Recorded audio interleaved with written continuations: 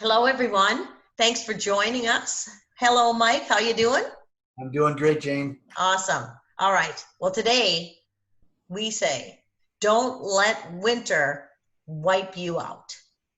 And so, of course, we're here with Mike, who is our crash investigator and driver safety expert, and he's going to give us some defensive driving advice on how to avoid a crash when driving on snowy, icy, and slippery roads. Now, Mike, let's start with talking about this picture that's on the screen right now. Yes, so everybody should look at this. So this is, call it a highway, a freeway, or whatever. And these three young gentlemen obviously spun out, and they're going to try and push the car away from the guardrail. They are in such a dangerous situation, folks, to the fact that somebody else is going to come from behind and lose control and come sliding into them. The smart thing they're on the other side of the guardrail. That's a good thing. But what they should be doing right now is calling for tow trucks, highway patrols, because they need to slow the traffic down back way before they get to these people. So they're in a very dangerous situation. And you know what? If we would all, you're going to hear this through this whole thing, if we would all just slow down, guys, this wouldn't happen. Slow down and let's not be in a hurry to hit our brakes. And let's be the one that survives, or let's be the one that helps out instead of the one that causes. So we have some videos that we're going to take a look at. And we're gonna individually break them down. We have 3 different ones, and you all should do this before you start to drive in the wintertime. Okay, so on this car here, what I want you to see is that the tires are locked up. They're not rolling. Okay, so let me just show you anti-lock brakes versus non-anti-lock brakes. If you have anti-lock brakes, your tires only skid for a second, and then they'll start rolling again. Non-anti-lock brakes, they go into a solid skid. The tires won't roll. If those tires are not rolling, you have no control over that car to do that, and they're going to panic. And the wheels are turned, but the car won't turn because it is glare ice there. You need to see that before you come onto it.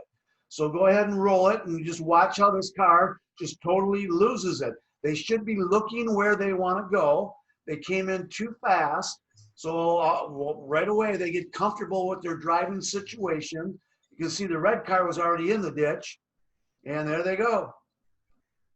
And now we got a $200 toll or more, plus they'll sit there for 3 hours or more. So you know what, slowing down a little bit, knowing your car, respecting the conditions, that's what you want to do. So we have another one here. Okay, now watch this. Go ahead and pause it right there. All right, so the red semi there, the one that's the car that's next to it is going to be distracted or something. Listen, people, there is no comfort, there is no safety in numbers when it comes to vehicles. I don't care if it's dry roads, wet roads, icy roads. All these people in this group going this fast is a disaster waiting to happen. I would rather be the cars at the back. I don't want to be the car in the front, all right? Because when these cars start losing control, and when that semi starts losing control, you're at the mercy of what's going on there. Notice the guardrails on both sides. You have nowhere to go. So this car next to the red semi is going to spin out. It's going to lose control, and lucky for them, he does not get cleaned up by all these semis behind. So go ahead and roll it. This is how quick it is. Look at this. See, hit the brakes. The worst thing they did was hit the brakes. Now, everybody behind we don't know what damage is being done behind, you know, because this is just done by a security camera, but there's probably a disaster happening behind. So once again, slow down and don't get sucked into the big crowd driving too fast.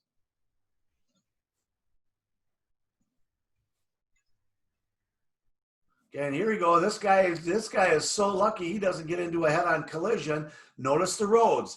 People get so, I have 4-wheel drive in their mind, and if they don't turn the 4-wheel drive on, it's not on. So this person's going to lose control. They should be going slower. It's going to go all the way over the median into oncoming traffic, come all the way back across the median, and pull this thing out. Like, I'm just amazed when I watch this. Most people are not this lucky, but if you are that car on the other side coming at this pickup, you better be ready to take that ditch. Go ahead and roll it. There he goes, loses control. Look at the brake lights on. See, right off the bat, there goes the brakes. Up over, would have been a head-on collision if your car would have been there at that point. And coming right back up on the road like nothing happened. Amazing. That is lucky. That guy should go to church right now.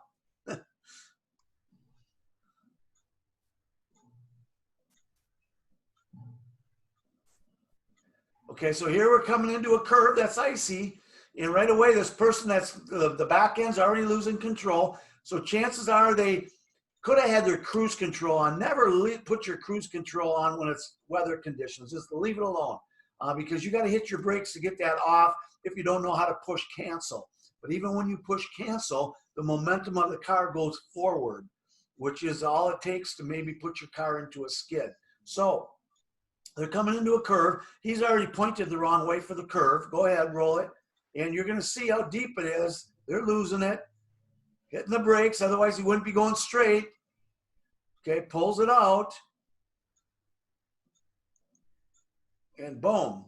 So all I can say is, you know what? This would have done this. If they would have done that, you know. So if we just all become more disciplined, maybe smarter, that stuff wouldn't happen. So there you go, Jane.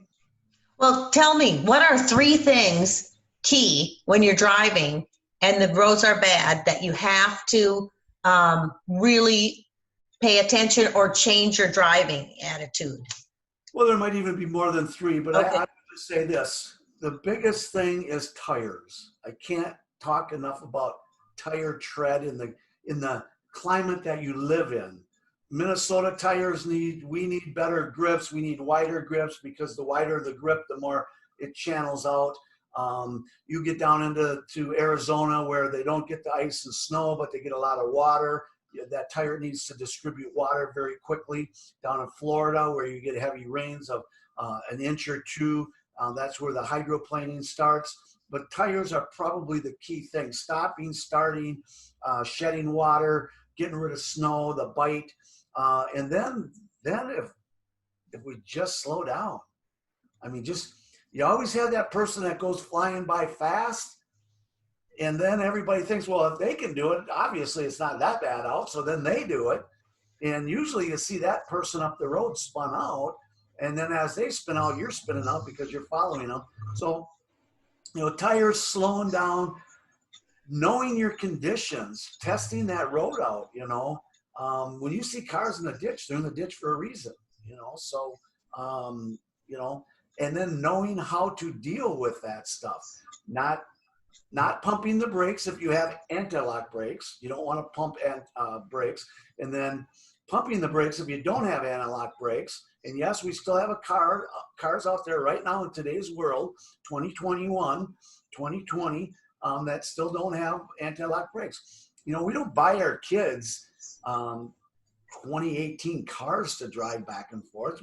They usually end up with the 05s or the 06s or the 07s. And that's right when the big, transfer of anti-lock brakes and skid controls and everything was happening. So, you got to know your brakes. And then you need to know what to do if your car does go into a skid. The last thing is hit your brakes. And the first thing you do is look high on the horizon and look where you want to go. And sometimes you're better off going into the ditch unless if you're going to hit a semi, you're better off going in the ditch. So look where you want to go. Don't look at the danger you're going into. Look at where you want to go. So, you know what? I always appreciate your information, and from many emails and former students of yours, you have a great fan base. And of course, if you're watching today and you're new to being a fan of Mike's and his driving tips, you can get some more information if you go to drivesaferidesafe.com, and we can send you 5 surefire ways to keep your teen from crashing, which is an email series. Or you can go and subscribe to our free videos on YouTube, which is youtube.com/user/drivesaferidesafe1.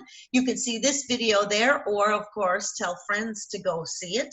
And there's other ones there as well. And we appreciate you. And stay safe on the roads, right, Mike?